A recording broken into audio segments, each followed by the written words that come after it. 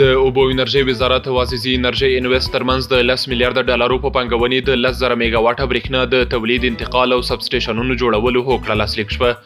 دغه پروژه چې چارې به یو کلونو کې بشپړې شي د تیلو، ګاز، باد، اوبو او لمریزي سرچینو څخه به برېښنا تولید کړي.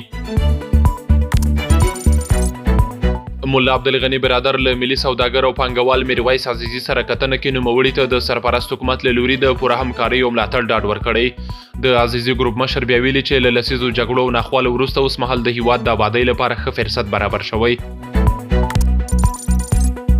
د افغانستان بانک ویلي چې د مالی ثبات لپاره د اسلامي بانکدارۍ پراختیا ته لومړیتوب ورکوي او په خبره یې هڅه روانه ده چې دغه سیستم د نړیوالو معیارونو سره سم وده وکړي.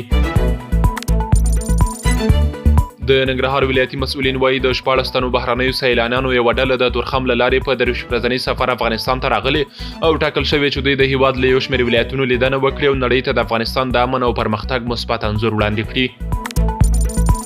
ډونالډ ټرمپ د اټومي جګړې په اړه د روسیې د امنیت شورا مرستیال دیمیتري میدوف ګواښونکو څرګندونو په غبرګون کې روسیې ته څیرمه د اټومي اوبتلونو د ځای پر ځای کولو لارښوونه کړې.